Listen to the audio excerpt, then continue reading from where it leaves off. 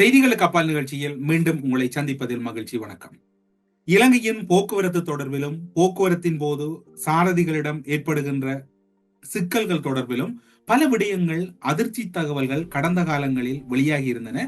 அவை குற்றச்சாட்டுகளாக வெளியாகி இருந்தன. அவை தொடர்பில் பல்வேறுபட்ட விமர்சனங்கள் இருந்தன.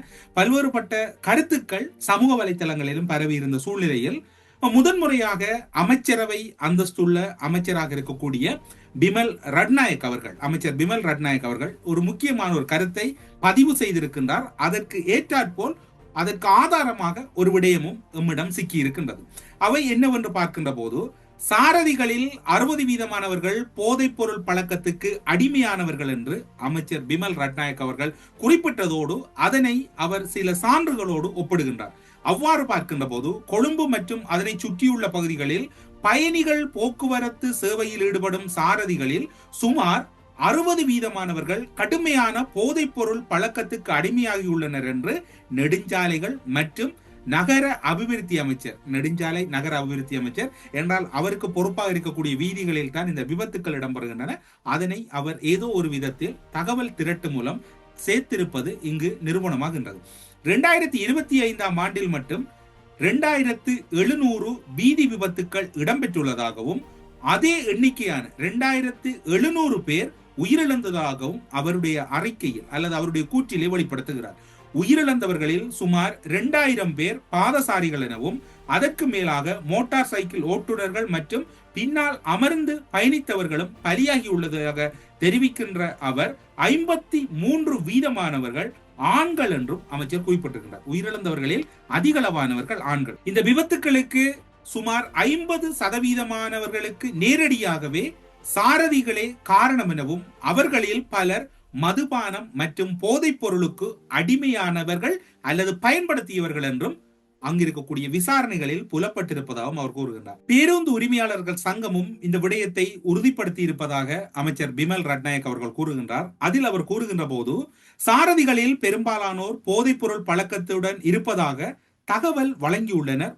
பேருந்து உரிமையாளர் சங்கம் சுமார் 60% இவ்வாறு அடிமையாகி உள்ளனர் எனவும் அமைச்சர் கூறினார். இது மிகவும் கவலைக்கிடமான நிலைமைகள். சாரதிகளினுடைய அடாவடித்தனமாக நடக்கின்ற செயற்பாடுகளை இடமளிக்க முடியாது. கடுமையான சட்ட நடவடிக்கைகள் எடுக்கப்படும் என்றும் கூறுகின்றார். இதில் விடயம் என்ன சொன்னால் 60% என்பதை அவர் தொடர்ச்சியாக கூறுகின்றார். இனி வரப்போகின்ற நாட்களில் கனரக வாகன சாரதி பத்திரம் இருந்தால் மட்டும் போதாது. பயணிகள் போக்குவரத்து சேவையில் ஈடுபட விரும்புவோர் கட்டாயமாக விசேட பயிற்சிகள், விசேட தகுதிகளை அவர்கள் அடைய வேண்டும். அதற்கு ஏற்றாற்போல் உடனடியாகவே நடைமுறைகள் மாற்றப்பட இருக்கின்றன என்பதையும் பிமல் ரட்நாயக் கூறியிருக்கின்றார். உண்மையில் பயணிகளுடைய உயிரோடு விளையாடுகின்ற விடயம் இது தொடர்பில் 60% என்கின்ற போது நகர அபிவிருத்தி மிக முக்கியமான அமைச்சுக்களை வகிக்கக்கூடியவர், பாராளுமன்றத்தின் அரசாங்கத்தினுடைய பிரதம கொறடாவாக இருக்கக்கூடியவர், அமைச்சரவையிலே நீண்டகால அரசியலில் இருக்கக்கூடியவர், அந்த கட்சியிலே அந்த 5 ஸ்டார்களிலே ஒருவராக இருக்கக்கூடியவர். இவை அனைத்துமே புலனாய்வு ரீதியாக கிடைக்கப்பெற்ற தகவலின் அடிப்படையில் தான் இந்த சட்ட திருத்தம் அல்லது இந்த சட்ட ஏற்பாடுகள் கடுமையாக்கப்பட இருப்பதாக கூறப்படுகின்றது. இதனை எப்படி அமைச்சர் கூற முடியும்? இதற்கு என்ன சான்றுகள் இருக்கின்றது என்பதுதானே நீங்கள் கேட்கின்றீர்கள். அதற்கும் மிகவும் ஒரு தரமான சான்று இருக்கின்றது. அமைச்சரின் அறிவிப்பு வெளியாவதற்கு ஒரு தினங்களுக்கு முன்னர் ஒரு முக்கியமான சம்பவம் ஒன்று, யாழ்ப்பாணம் கொழும்பு இடையிலே பயணிக்கக்கூடிய அதிசொகுசு பேருந்துகளினுடைய சாரதிகள் கிளிநொச்சி வைத்தியசாலைக்கு முன்னால் போக்குவரத்து போலீசாரால் மறிக்கப்பட்டு பரிசோதிக்கப்படுகின்றார்கள். பரிசோதிக்கப்பட்டதில் அங்கிருந்த சாரதிகளில் ஒருவர் அல்லது இருவர் அந்த செயற்பாடுகளோடு தொடர்பட்டார்கள் என்று அங்கிருந்த போலீஸ் அதிகாரிகள் கூறியதாக தகவல்கள் கிடைத்திருக்கின்றன. அவ்வாறு பார்க்கின்ற போது அமைச்சருடைய கூற்றும் அதனுடைய சம்பவங்களும் இங்கு ஆரம்பமாகி இருக்கின்றன. அதில் வினோதம் என்னவென்று சொன்னால், யாழ்ப்பாணத்திலிருந்து கொழும்பு சென்ற பேருந்து மறிக்கப்பட்ட போது அதில் ஒரு சாரதி ஐஸ் போதைப் பொருள் பாவித்திருந்ததற்கான தடயம் அங்கிருந்த போக்குவரத்து போலீசாரிடம் கிடைக்கப்பெற்றிருக்கின்றமையும் இங்கு குறிப்பிடத்தக்கதாக இருக்கின்றது. அப்படியாயின் அதிகளவான சாரதிகள் அமைச்சர் பிமல் ரட்நாயக் குறிப்பிட்டது போன்று 60% போதைப் பொருளுக்கு அடிமையானவர்களா என்கின்ற சந்தேகம் ஒரு வகையில் நிரூபணமாகி இருக்கின்றது. கிட்டத்தட்ட சொல்ல போனால் ஒவ்வொரு மக்களும் தங்களுடைய உயிரை அந்த சாரதியின் கைகளிலே தான் ஒப்படைத்து விட்டு அவர்கள் அந்த பயணத்தை மேற்கொள்ளுகிறார்கள். அவ்வாறு இருக்கின்ற போது இந்த சாரதிகளின் பொறுப்பற்ற வேலை என்பது எத்தனை பேரை அதிக அளவில் பாதித்திருப்பதற்கு வாய்ப்பு இருக்கின்றது, எத்தனை மரண மரணங்கள் நிகழ்ந்திருக்கின்றது. ஒரு முறை நாங்கள் சிந்திக்க வேண்டி இருக்கின்றது. எல்லா சாரதிகளும் இல்லை, கிட்டத்தட்ட 60% இவர்களும் அடங்குகிறார்களா என்பதுதான் இப்போது இருக்கக்கூடிய கேள்வியாக இருக்கின்றது.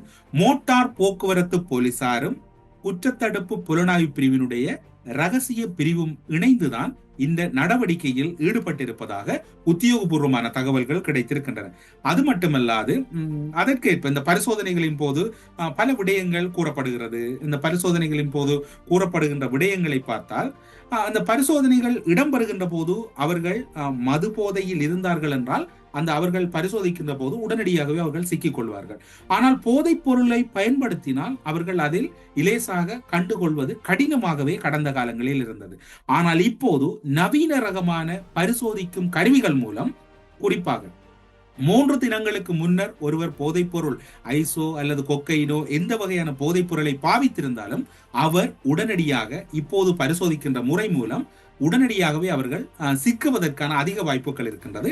அந்த அடிப்படையில் தான் அதிசொகுசு பேருந்து கிளிநொச்சி பகுதியிலே கொழும்பு யாழ்ப்பாணம் இடையிலே பயணிக்கின்ற பேருந்து மறைக்கப்பட்ட போது ஒரு சாரதி போதைப்பொருள் பயன்படுத்தினார் என்பது நிரூபணமாகி அவர் கைது செய்யப்பட்டிருக்கின்றார். கிட்டத்தட்ட இதனை அங்கிருக்கக்கூடிய சில அதிகாரிகளிடம் கேட்டபோது, ஒரு கிழமைக்கு உள்ளே எந்த நாட்களில் பாவித்தாலும் அந்த கருவி அவர்கள் பாவித்தவர்கள் அல்லது இவர் போதைப் பொருளுக்கு அடிமையானவர் என்பதை வெளிப்படுத்திவிடும் என்று கூறப்படுகிறது. இனி வரப்போகின்ற நாட்களில் இது அதிசொகுசு பேருந்துகள் மட்டுமல்ல, அந்த பகுதியிலே இருக்கக்கூடிய மக்களை ஏற்றிச் செல்லுகின்ற அனைத்து வாகனங்களுடைய சாரதிகளும் சோதனைக்கு உட்படுத்தப்பட போகிறார்கள். பலர் இந்த விசாரணைகளில் இன்னும் ஒரு திடுக்கிடும் தகவல் கிடைக்கப்பட்டிருக்கின்றது. நித்திரையின்மையை தவிர்ப்பதற்காகவும் நீண்ட தூரம், குறிப்பாக யாழ்ப்பாணத்திலிருந்து கொழும்புக்கு சென்று உடனே அன்று மறுகணமே கொழும்பிலிருந்து யாழ்ப்பாணம் செல்வது அல்லது ஏனைய பகுதிகள் உடனடியாகவே, இப்போது மட்டக்களப்பிலிருந்து யாழ்ப்பாணம் செல்வது அல்லது மட்டக்களப்பிலிருந்து கொழும்புக்கு செல்வது, இவ்வாறு உடனே அன்றைய நாளில் ஓய்வின்றி செல்வதற்கு பலர் இவ்வாறான போதை மாத்திரைகளை பயன்படுத்துவது நிரூபணமாகி இருப்பதாகவே அமைச்சர் பிமல் ரட்நாயக்க கூறியிருக்கின்றார். அவை கிளிநொச்சி பகுதியிலே உறுதிப்படுத்தப்பட்டிருக்கிறது. இதனை விநியோகிக்கக்கூடியவர்கள் தொடர்பிலும் பல தகவல்கள் கிடைக்கப்பட்டிருக்கின்றன. குறித்த அதிசொகுசு பேருந்துகளில் தான் அதிகளவான போதை மாத்திரைகள் கடத்தப்படுவதாகவும் குற்றத்தடுப்பு புலனாய்வு பிரிவினுடைய அதிகாரிகள் உறுதிப்படுத்துகின்றார்கள். இனி வரப்போகின்ற நாட்களில் பல இடங்களில் பல அதிசொகுசு பேருந்துகள் மற்றும் அந்த பகுதியிலே மக்கள் பயணிக்கக்கூடிய வாகனங்கள் எல்லாம் மறைக்கப்பட்டு சாரதிகள் மீது அதிகளவான பரிசோதனைகள் இடம்பெற இருப்பதாகவும், அதற்கு மேலதிகமாக இது சாரதிகளின் நன்மை கருதி கூறப்படுகிறது. தூக்கமின்மை, இவர்கள் எவ்வளவு நேரம் இவர்களுடைய உறக்கம் கணிப்பிடப்படுகிறது அல்லது இவர்களுக்கு ஓய்வு தொடர்பிலும் ஒரு புதுவித நடைமுறை ஒன்றை கையாளுவதற்கு சுகாதார அமைச்சுக்கூடான சில நடவடிக்கைகளை போக்குவரத்து போலீசார் நகர அபிவிருத்தி அமைச்சோடு இணைந்து மேற்கொள்வதாகவும் கூறப்படுகிறது. எது எவ்வாறு இடம்பெறப் போகிறது என்று நம்மால் உறுதிப்படுத்த முடியாது. ஆனால் இந்த ஒரு கலந்துரையாடலும் ஆங்காங்கே இடம்பெறுவதாகவும் கூறப்படுகிறது. வடக்கு கிழக்கிலிருந்து அதிகளவான பேருந்துகள் கொழும்பு நோக்கி பயணிக்கின்றன. கொழும்பிலிருந்து அதிகளவான பேருந்துகள் அம்பாறை, மட்டக்களப்பு, திருவோணமலை, வவுனியா, முல்லைத்தீவு, மன்னார், கிளிநொச்சி, யாழ்ப்பாணம் என்று எல்லா இடங்களுக்கும் பயணித்துக் கொண்டிருக்கின்றன. இந்த பேருந்துகள் தொடர்பில் பல தகவல்கள் கிடைக்கப்பட்டிருக்கின்றன. அதே போன்று நெடுந்தூரம், கொழும்பிலிருந்து நெடுந்தூரம் பயணிக்கின்ற அனைத்து பேருந்துகளிலும் இவ்வாறான நடைமுறை சிக்கலும் இவ்வாறான போதைப் பொருள் அடிமையான நிலைமைகளும் அதிகரித்திருப்பதாகவும் அங்கிருக்கக்கூடிய போக்குவரத்து போலீசாரும் உறுதிப்படுத்த தவறவில்லை. போதைப் பொருள் தொடர்பில் உங்களோடு மிக முக்கியமான, அனைவரும் இதனை பார்க்க வேண்டி இருக்கின்றது, நீங்கள் செல்லுகின்ற பேருந்தை அவதானியுங்கள். அந்த பேருந்து சாரதி தொடர்பில் நீங்களும் அக்கறையோடு இருங்கள். உங்களுடைய பயணம் மகிழ்வாக அமைய வேண்டும். அல்லது நீங்கள் பயணிக்கின்ற இடத்திலிருந்து நீங்கள் செல்ல வேண்டிய இலக்கு நோக்கி பயணிக்கின்ற போது உங்களுடைய பயணத்தை வடிவமைக்கின்ற அல்லது உங்களுடைய பயணத்துக்கு முழுமையாக பொறுப்பேற்கக்கூடிய சாரதி தொடர்பில் அனைவரும் விழிப்போடு இருங்கள். அவர்கள் மத்தியிலும் கூட இது ஒரு மனச்சஞ்சலத்தை ஏற்படுத்தியிருந்தால் அவர்களுக்கு நிலைமைகளை புரிய வையுங்கள். அல்லது இந்த பேருந்துகள் அல்லது கனரக வாகனங்களை பயன்படுத்தக்கூடியவர்கள் உங்கள் சாரதிகள் தொடர்பில் ஒரு பொதுவான கொள்கை ஒன்றுக்குள் நீங்கள் வர வேண்டும் என்றுதான் அமைச்சர் பிமல் ரட்நாயக்க கூறுகின்றார். நாங்கள் கூறவில்லை, அவருடைய கருத்து. 2,30,00,000 ரூபாய் பெறுமதியான போதைப் பொருட்களுடன் மாமாவும் மருமகனும் மாட்டிக்கொண்டார்கள். மாமாவும் மருமகனும் சிக்கியிருக்கின்றார்கள். 2,30,00,000 ரூபாய் போதைப் பொருள். இந்த போதைப் பொருளானது வீடுகளில் பதுக்கி வைக்கப்பட்டிருந்த போது 2 சந்தேக நபர்களும் சம்மாந்துறை போலீசாரால் கைது செய்யப்பட்டிருக்கிறார்கள். சம்மாந்துறை பெரியலீனாவுடைய போலீஸ் பிரிவுக்குட்பட்ட பகுதியின் ஊடாக கொழும்பிலிருந்து கல்முனை பகுதி வழியாக சம்மாந்துறை பகுதிக்கு சென்ற அதிசொகுசு பேருந்து ஒன்றில் கடந்த வியாழக்கிழமை அதிகாலை 4:30 மணியளவில் கைதான 49 வயது மதிக்கத்தக்க சந்தேக நபரது வாக்குமூலம் மற்றும் சம்மாந்துறை போலீஸ் நிலையத்தில் பதில் பொறுப்பதிகாரிக்கு கிடைக்கப்பெற்ற ரகசிய தகவலுக்கு அமைய சம்மாந்துறை புறநகல் பகுதியில் உள்ள 2 வீடுகள் சோதனையிட்ட போது இந்த 2,30,00,000 ரூபாய் பெறுமதியான போதைப் பொருட்கள் கைப்பற்றப்பட்டிருக்கின்றன. இச்சோதனை நடவடிக்கையானது கல்முனை பிராந்திய உதவி போலீஸ் அத்தியட்சகர் தலைமையில் அவரின் ஆலோசனையின் பிரகாரம் லஞ்ச ஊழல் ஒழிப்பு பிரிவின் பொறுப்பதிகாரியும் பல்வேறு குற்றச்செயல்கள் பிரிவின் பதில் பொறுப்பதிகாரியுமான ரியாப்டின் தலைமையில் போலீஸ் குழுவினர் 20 சந்தர்ப்பங்களில் மேற்கொள்ளப்பட்ட பல்வேறு வகையான நடவடிக்கைகளின் போது இந்த பெரும் சிக்கலுக்குரிய மாமன் மருமகன் போதைப் பொருள் கடத்தல் விவகாரம் சிக்கியிருப்பதாகவே போலீசார் உறுதிப்படுத்தி இருக்கிறார்கள். இவ்வாறு கைது செய்யப்பட்டவர்கள் குறித்த 2 சந்தேக நபர்களும் வசமிருந்த குஸ், கேரளா கஞ்சா, ஐஸ், கொக்கைன் உட்பட பல இன்னும் புதிய ரகமான போதைப் பொருட்கள் போலீசாராலும் லஞ்ச ஊழல் பிரிவினராலும் மீட்கப்பட்டிருக்கின்றன. குறித்த சோதனை நடவடிக்கையின் போது 2 வீடுகளிலும் அதிக அளவான சிசிடிவி கேமராக்கள் பொருத்தப்பட்டிருக்கின்றன. அந்த சிசிடிவி கேமராக்கள் தொடர்பில் குற்றத்தடுப்பு புலனாய்வு பிரிவினுடைய பொறுப்பு நடவடிக்கையில் இருக்கக்கூடிய ஒருவர் கூறுகின்றார், அந்த பகுதியில் யார் பாதுகாப்பு அதிகாரிகள் வருகின்றார்கள், இந்த போதைப் பொருள் இருக்கக்கூடிய வீட்டு பாதுகாப்புக்காக அவர்களுடைய பாதுகாப்பை இன்னும் அதிகரித்துக் கொள்வதற்காக இந்த சிசிடிவி கேமராக்கள் பொருத்தப்பட்டிருப்பதாக ஆரம்ப கட்ட விசாரணைகளில் தெரிய வந்திருக்கின்றது. இந்த நடவடிக்கைகளின் போது கைது செய்யப்பட்ட 2 சந்தேக நபர்களும் மேலதிக விசாரணைகளுக்கு உட்படுத்தப்பட்டுள்ள நிலையில் மாமா மற்றும் மருமகன் உறவு முறையானவர்கள் என போலீசார் அதனை விசாரணைகளின் போது உறுதிப்படுத்தி இருக்கின்றார்கள். மருமகனின் வயது 47, மாமாவின் வயது 68 என்றும் கூறப்படுகின்றது. சம்மாந்துறை பகுதியில் நீண்ட காலமாக போதைப் பொருள் வியாபாரம் செய்வதோடு இதனை விநியோகம் செய்து வந்தவர்கள் என்றும் கூறப்படுகிறது. சம்மாந்துறை பகுதியிலே தான் இவருடைய விநியோகம் இருந்திருப்பதாகவும் சம்மாந்துறை பகுதியில் இருக்கக்கூடிய இன்னும் பலர் இவர்களிடம் வாங்கி விற்றதாகவும் விசாரணைகளில் தெரிய வந்திருக்கிறது. அவர்கள் தொடர்பான விவரங்களை போலீசார் இப்போதோ அல்லது குற்றத்தடுப்பு புலனாய்வு பிரிவினரோ வெளியிலே விடவில்லை. சம்மாந்துறை, சாய்ந்தமருது, காத்தாங்குடி, ஏறாவூர், ஓட்டமாவடி என்று இவர்களுடைய அடுத்த கட்ட 2ஆம் நிலை விநியோக பாதை இருந்திருப்பதும் இப்போது கண்டுபிடிக்கப்பட்டிருக்கின்றது. இவர்கள் ஒரு தொழில் முகவர்கள் போன்றுதான் தங்களை காட்டிக்கொண்டு அதிகளவான பணங்கள் வருகின்ற போது நாங்கள் கொழும்பிலே வியாபாரம் செய்கின்றோம், கொழும்பிலே பல முதலீடுகள் செய்கிறோம் என்றுதான் அந்த மக்கள் மத்தியிலே இவர்கள் தங்களை அடையாளப்படுத்தி இருக்கின்றார்கள். ஆனால் இவர்களுடைய உண்மையான வியாபாரம் என்பது போதைப் பொருள் என்பதுதான் இப்போது நிரூபணமாயிருக்கிறது.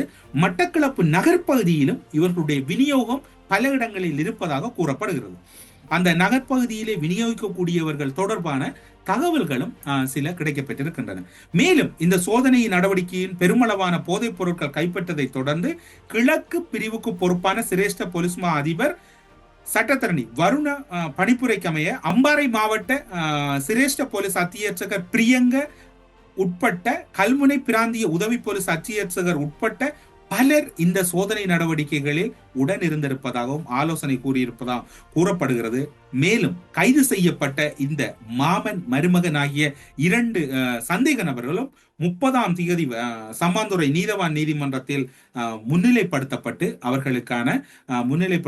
அவர்கள் தடுப்பு காவல் பெறப்பட்டிருக்கிறது. இந்த விடயங்கள் தவிர இப்போது நாங்கள் உங்களோடு பகிர்ந்து கொண்ட விடயங்கள் தவிர பெரிய நீலாவணை போலீசார் கொழும்பு கல்முனை பேருந்தில் அதிரடியான சோதனைகளை மேற்கொண்ட நடவடிக்கையின் காரணமாக சம்மாந்துறை வரையான கைது நடவடிக்கைகள் சம்மாந்துறை போலீசாரால் மேற்கொள்ளப்பட்டு போதைப் பொருள் வலையமைப்பு ஆரம்ப கட்டமாக பிடிக்கப்பட்டிருக்கின்றது.